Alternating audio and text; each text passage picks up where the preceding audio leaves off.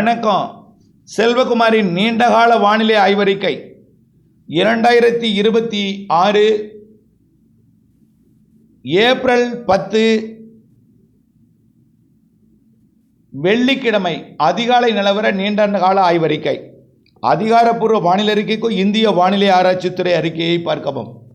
இந்த அறிக்கை பலர் கேட்டுக்கொண்டதன் அடிப்படையில் பதிவு செய்கிறேன்.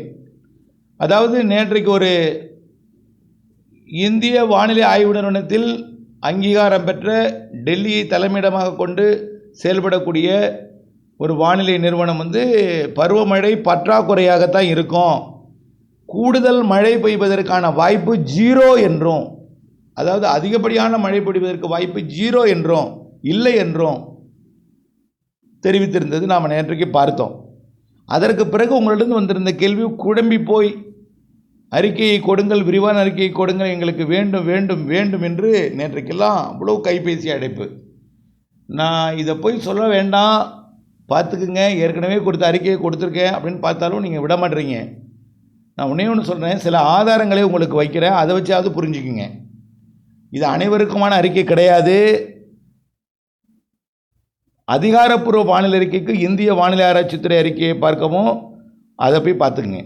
அனைவருக்குமான அறிக்கை கிடையாது. சில ஆதாரங்களை கொடுத்துருக்கேன். இதில் படத்தை பாருங்கள். கடல் வெப்பத்தை கொடுத்துருக்கேன் பாருங்கள். கடல் வெப்பம் எங்கே அதிகமாக இருக்குது பாருங்கள்.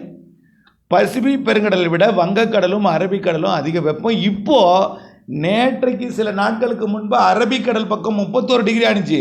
இப்போ இலங்கை கிட்ட 31 டிகிரியாக உயர்ந்திருக்குங்க. இலங்கை அருகே 31 டிகிரியாக உயர்ந்திருக்கு. அப்போது நீரோட்டம் ஏற்கனவே ஒரு நடுநிலை ஐஓடியை கொடுக்குற அளவுக்கு நீரோட்டம் இருந்துச்சு.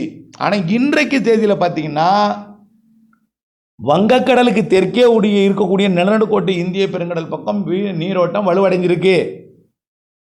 ஆக நடுநிலை ஐஓடியாகவும் இல்லாமல் நெகட்டிவ் ஐஓடியாக மாறுவதற்கும் சாதகம் இல்லாத ஒரு நிலையில்லாத ஒரு வெப்ப உயர்வை ஏற்படுத்தி கொண்டிருக்கு. அப்போ ஆனால் நிலையில்லாத வெப்பம்னா குறையலை, வெப்பம் கடல் வெப்பம் உயர்ந்துட்டு இருக்கு. வங்கக்கடல் வெப்பம் ஒரே நாள் 1 டிகிரி உயர்ந்திருக்குங்க.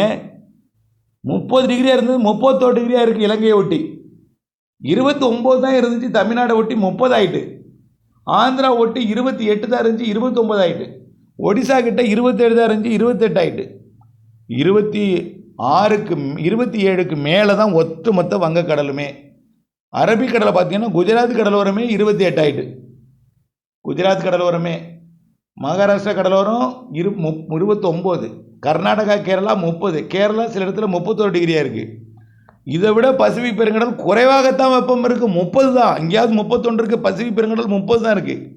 ஓரிரு இடங்களில் 31 இருந்தாலும் பசிபிக் பெருங்கடல் மிக ஆழமான, மிக அதிக வெப்பமான சூரியன் குத்துக்கதிர் விழக்கூடிய இடத்துல நீரோட்டமானது வட பசிபிக் பெருங்கடல் நோக்கி, அதாவது பசிபிக் பெருங்கடலோட வடக்கு பகுதியை நோக்கி கடத்தி கொண்டிருக்குது வெப்பத்தை. அமெரிக்கா பக்கத்தில் கூடிய வெப்பத்தையும் ஆசியா பக்கம்தான் இன்றைக்கு வரைக்கும் கடத்திட்டு இருக்கு. இருந்தாலும் ஆசியா பக்கம் மீண்டும் மத்திய பசிபிக் பெருங்கடலுக்கும் நீரோட்டம் கடத்துது. அப்போ இதுலேருந்து என்ன தெரியுது, பசிபிக் பெருங்கடலோட மத்திய பகுதியும் ஆசியா பக்கம் தான் வெப்பம் உயரும். அமெரிக்கா பக்கம் வெப்பம் உயர்றதுக்கு வாய்ப்பு இல்லை. இருந்தாலும் உயர்ந்தாலும் அங்கிருந்து வெப்பத்தை மத்திய பகுதிக்கு தான் கடத்தும். ஓகேங்களா? அதை விட கூடுதல் வெப்பம் வங்கக்கடல், அரபிக்கடல், நிலநடுக்கோட்டு இந்திய பெருங்கடல் வெப்பம் இருக்குது. நீரோட்டமும் அப்படி தான் உயர்த்துவதற்கு சாதகமாக இருக்குது. தென்சீன கடல் பசிபிக் பெருங்கடலோட குறைவாக இருக்குது, வங்கக்கடலை விட குறைவாக இருக்குது. தாய்லாந்து விலை கூட அதை விட குறைவாக இருக்குது. இதெல்லாம் கொஞ்சம் கொஞ்சமாக ஏற்றி கொண்டிருக்கு. இப்போ பிலிப்பைன்ஸ் வழியாக நீரோட்டம் வலுப்பெற்று தென்சீன கடலை ஏற்றி கொண்டிருக்கு வெப்பம். அதுவும் 30 டிகிரியாக ஆக போகுது. ஓகேங்களா? இவையெல்லாம் வரக்கூடிய நாட்களில் சூரியன் குத்துக்கதிர் வரப்போகிற நேரத்தில் இன்னமும் உயரும் வெப்பம். சரி, வெப்பம் உயர்ந்தால் அனல் காற்று தான் வருமா கடல்லேருந்து? கடல் வெப்பம் உயர்ந்தாலே திடீரென்று பெரும் புயல்கள் உருவாகும். பெரிய அளவிலே ஒரு குறிப்பிட்ட பகுதியில் மழைப்பொழிவை ஏற்படுத்தும். ஒரு பக்கம் வெள்ளம், ஒரு பக்கம் வறட்சின்னு சொல்கிற மாதிரி வட இந்தியாவில் மழையும் அதிகமாக பெய்யும், ஒரு பக்கத்தில் ஒதுக்கவும் செய்யும். மழை அதிகமாக பெஞ்சால் எப்படி சராசரி குறைவாகும்? ஒரு குறிப்பிட்ட இடத்துல யாராவது ஒரு குறிப்பிட்ட இடத்துல அதிக மழை, ஒரு குறிப்பிட்ட இடத்துல ஒதுக்கினா ஒட்டுமொத்த சராசரியை பார்க்கும் பொழுது அதிக மழை தான் தெரியுது. சராசரி மழையாவது குறைஞ்சபட்சம் பெய்யும். கேரளாவுக்கு சரி, கேரளா அரபிக்கடல் வெப்பம் உயர்ந்துக்கிட்டு இருக்கிற காரணத்தினால வங்கக்கடலில் ஒடிசா கடலோரம் ஏதாவது சிஸ்டம் உருவான தென்மேற்கு பருவக்காற்றை கேரளா கர்நாடகா வழியாக ஈர்க்கும் பொழுது அரபிக்கடல் வெப்பம் உயர்ந்திருக்கிற காரணத்தினால அதிகமான நீராவியை கொண்டு வந்து தானே கேரளாவில் ஏற்றும். அப்போ கேரளாவில் நீராவியை கொண்டு வந்து ஏற்றும் பொழுது மேற்கு தொடர்ச்சி மலை தடுத்து மழையை கூடுதலாக தானே கொடுக்கணும். வெப்பம் குறைவாக இருந்தால் தானே மழை குறைவாக பெய்யும். அதிக வெப்பம் இருக்கும் பொழுது எப்படி குறைவான மழை தரும்? காற்று தொடர்ந்து வீசிட்டே வரும் பொழுது அது நீராவியை கொண்டு வந்து மழையாக தானே கொடுக்கணும். புரியுதுங்களா? சரி, அப்போ வங்கக்கடலோட தெற்கு பகுதி வெப்பம் இருக்கிற காரணத்தினால கேரளா வழியாக காற்று நுழையாமல் கொஞ்சம் காற்று வங்கக்கடல் வழியாகவும் திரும்ப வாய்ப்பு இருக்கிறது. இருந்தாலும் அரபிக்கடலில் சிஸ்டம் உருவாகும் பொழுது கேரளாவிற்கும் கர்நாடகாவிற்கும் சிஸ்டத்தாலையும் மழை தருவதற்கு வாய்ப்பு இருக்குது. புரியுதுங்களா? அரபிக்கடலில் இந்த வருஷம் சிஸ்டம் ஸ்ட்ராங் சிஸ்டம் உருவானாலும் விலகி போகாமல் வடக்கு, அதாவது ஒடிசா, குஜராத் மற்றும் மகாராஷ்டிரா, கர்நாடகா ஒட்டி அது வடக்கு நோக்கி பயணிக்கலாம். நிகழ்வு அரபிக்கடல் வெப்பம் உயர்ந்திருக்கிற காரணத்தினால கண்டிப்பாக நீராவி காற்று கேரளா கர்நாடகாவிற்கு கொண்டு வந்து நிறைய மழைப்பொழிவு கொடுக்கறது தான் வாய்ப்பு இருக்குது. சராசரி மழையாவது பெய்யும், அப்படி தான் என்னுடைய கருத்தாக கண்டிப்பாக தெரியுது. இதை அனைவரும் ஏற்றுக்கொள்ள வேண்டும்னு சொல்லலை, தெரியுதுங்களா? உங்கள் முடிவுக்கோ விட்டுடுறேன். புரியுதுங்களா? உங்களுக்கு எது ஒத்து வருதோ, யார் வார்த்தை கேட்பு உங்களுக்கு பிடிக்குதோ, யார் வார்த்தை நம்பிக்கை இருக்கோ அதை பார்த்து போடணும் தர இதை அனைவரும் கற்றுக்கணும், இதை அனைவரும் ஏற்றுக்கொள்ளணும் அப்படின்னு நான் சொல்லவே இல்லை. புரியுதுங்களா? என்னுடைய ஆய்வறிக்கை இது. வங்கக்கடல் வெப்பம் அதிகமாக இருக்கிறதுனால அதிகமாக ஆகிட்டு இருக்கிறதுனால கண்டிப்பாக வங்கக்கடலையும் சிஸ்டம் உருவாகும். மிக வேகமாக வங்கக்கடல் வெப்பம். அதே போல் ஆடிக்காற்று எப்போதும் சித்திரை மாதம் தொடங்கும், இந்த வருஷம் வைகாசி மாதம் தொடங்கும்.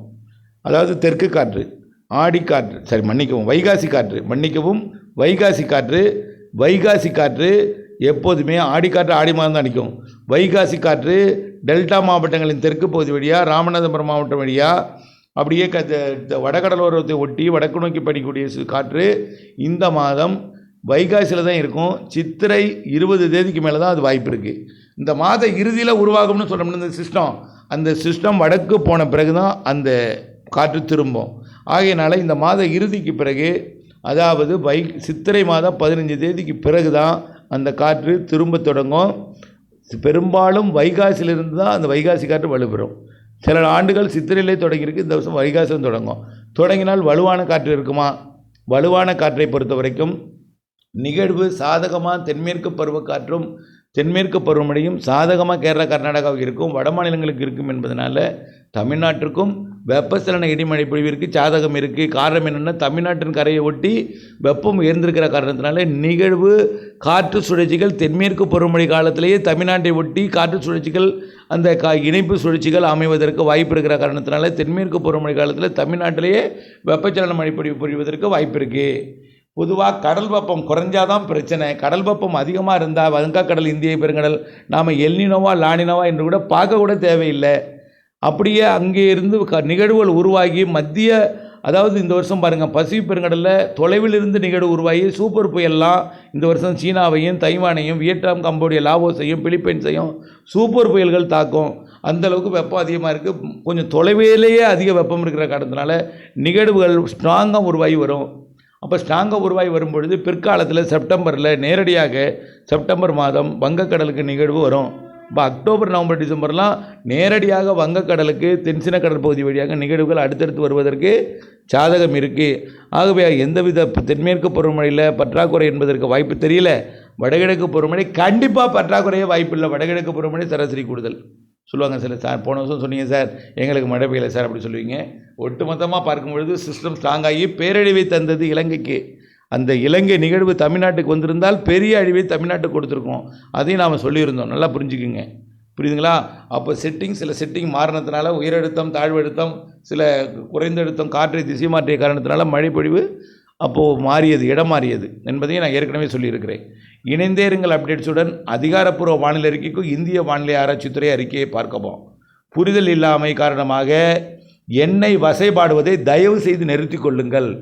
வானிலை அறிக்கையை நான் நிறுத்தி கொண்டால் இந்திய வானிலை அறிக்கையை பார்த்து பயன்பெற்றுக் கொள்ளுங்கள் என்ற முடிவுக்குத்தான் நான் வர வேண்டும். எனக்கு தேவையில்லாத ஒன்றாக இந்த வானிலை அறிக்கையை பதிவு செய்வது நான் தெரிகிறது, எனக்கே புரிகிறது. இந்த வானிலை அறிக்கையை நான் விட்டு போய் விடுவேன். தயவுசெய்து இந்த அதாவது நீங்கள் சொல்கிறீங்க சார் அது என்ன சொல்கிறது, பொது வாழ்க்கையில் இதெல்லாம் சகஜம் அப்படின்னு சொல்கிறீங்க. நான் பொது வாழ்க்கையில் வந்து சம்பாரிச்சிட்டு இருக்கேனா? சம்பாதிக்கிறதுக்காக இதுக்குள்ளே நான் வந்தேனா? இதில் சம்பாரிச்சிட்டு நினச்சிட்றீங்களா? நல்லா புரிஞ்சுக்கோ. 1991 2015 வரைக்கும் ஒரு நாளைக்கு 200 ரூபாய்க்கு நான் நெட் கார்டு போட்டிருக்கேன். மாதத்துக்கு 6000 ரூபாய்க்கு மேலே நெட் கார்டு மட்டும் போட்டிருக்கேன். இந்த அலுவலக செலவு, பிற செலவுன்னு ஃபோன் செலவு, இந்த செலவு இல்லாமல் நெட் கார்டு மட்டுமே இவ்வளோ போட்டிருக்கேன். என்னுடைய சம்பளம் 4500 சம்பளம் வாங்கி 6000 ரூபாய்க்கு நெட் கார்டு போட்டுருந்துருக்கேன். இப்போ என்ன மாதிரி நான் செலவு பண்ணியிருப்பேன் உங்களுக்காக. எங்கேருந்து அப்போ வந்து நான் 91 2015 வரைக்கும் எவ்வளவு நான் உழைச்சிருப்பேன் உங்களுக்காக. அதில் பட்ட கடன் எவ்வளவு இருந்திருக்கும். தயவுசெய்து புரிஞ்சுக்குங்க. புரிதல் இல்லாமை காரணமாக தயவுசெய்து பேசாதீங்க. புரியுதுங்களா? என்னுடைய கஷ்டம் காரணமாக என்னுடைய உங்களுக்காக உழைச்சி கொண்டிருக்கவனுக்கு கோபம் வரதான் செய்யும்.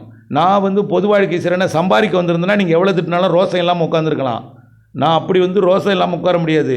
என்னுடைய கஷ்டத்தை உங்களுக்காக நான் கஷ்டப்பட்டு உங்களுக்காக வணங்கி கொண்டிருக்கிறேன். உங்களுக்காக உழைச்சி கொண்டிருக்கேன்.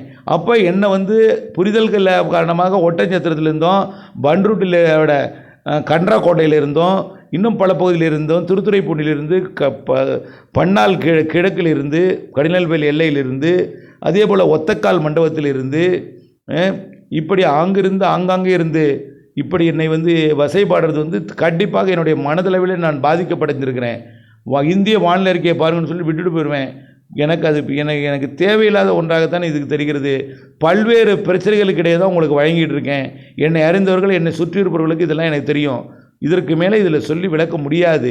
காரணம் பல இருக்குது. வாங்க, வந்தால் நேராக எல்லாத்தையும் எடுத்து காமிக்கிறேன், பேசலாம் வாங்க. வரதா இருந்தால் புரிதல் இல்லாமல் காரணமாக குற்றம் சுமத்துறவங்களுக்கு இந்த ரெட்டுங்கனால சிகப்பு லெட்டர் எழுதினவங்க, திருத்துறைப்பூண்டில் லெட்டர் எழுதினவருக்கும் என்ன யாராக இருந்தாலும் என்ன வாருங்கள் அவர்களுக்கு சொல்கிறேன். செல்வகுமார் அறிக்கை உங்களுக்கு வேணும். ஆனால் செல்வகுமாருக்கு தெரியாமல் பார்க்கணும். செல்வகுமார் அறிக்கை வேணும். ஆனால் செல்வகுமார் அறிக்கை கேட்குறது உலகங்களில் யாரும் பார்க்கக்கூடாது. இப்படியெல்லாம் பார்க்குறீங்க. நான் இதுக்காகவே ஃபார்வேர்ட் பண்ணுறவங்களுக்கு தனித்தனியாக ஃபார்வேர்ட் பண்ணுறதுக்கு நான் செலவு பண்ணி அனுப்பிட்டு இருக்கேன். ஒவ்வொருத்தருக்கும் ஏதாவது பிரயோஜனம் உண்டா? ஒருத்தரால் பிரயோஜனம் உண்டா? இல்லை உங்கள்கிட்டையாவது வந்து ஏதாவது உதவி கேட்டிருக்கேன் யார்கிட்டையாவது வந்து சொல்லுங்கள் பார்ப்போம். அரசுக்கிட்டையாவது யாருக்காவது நான் வந்து எல்லோருக்கும் வழங்கிட்டு இருக்கேன், போட்டுட்ருக்கேன்னு சொல்லி எல்லா இடத்து போட்டுட்ருக்காங்க. எல்லாரும் என்னால் பயன்பட்டுருக்கான்னு தவிர நான் எந்த பயனடையலை. புரிதல் இல்லாமல் காரணமாக தயவுசெய்து பாட்டிங்கன்னா இந்திய வானிலை அறிக்கை பாருங்கன்னு சொல்லி விட்டுட்டு போயிடுவேன். பார்த்துக்குங்க. இது அதிகாரப்பூர்வ அறிக்கை தான். அதுதான் உங்களுக்கு பயன் தரும். அப்போது முன்கூட்டியே வானிலை அறிக்கை கிடைக்கணுமா? யார் முன்கூட்டியே வானிலை அறிக்கையை சொல்கிறா? கடந்த 3ஆம் தேதி மழை வரும், 5ஆம் தேதி 6ஆம் தேதி 7ஆம் தேதி வரும்னு வேதாரணத்தில் இதுக்கு முன்னாடி மழை பெஞ்சு எல்லாம் பாதிப்படைஞ்சது. உங்களுக்கெல்லாம் நினைவுக்கெல்லாம் கடமழை பெஞ்சுது. சொன்னதெல்லாம் சரியான தேதியெல்லாம் பெய்யுது. ஒதுக்கி தான் பெய்யும் கோடமழைங்கிறதெல்லாம் புரியாமல் பேசுகிறது மனவேதனை அளிக்கிறது. இதற்கு மேலே நான் பேசினேன் இந்த வானிலை அறிக்கை பணியை நான் விட்டுட்டு போயிடுவேன். விடணும்னு நினச்சிங்கன்னா நீங்கள் பேசுங்க எதுனாலும். நன்றிங்களா? ஒட்டஞ்சத்திரன் சார், பண்ருட்டி கன்றாக்கோட்டை சார், எல்லோருக்கும் இதுதான் தகவலாக இருக்கும். நன்றி.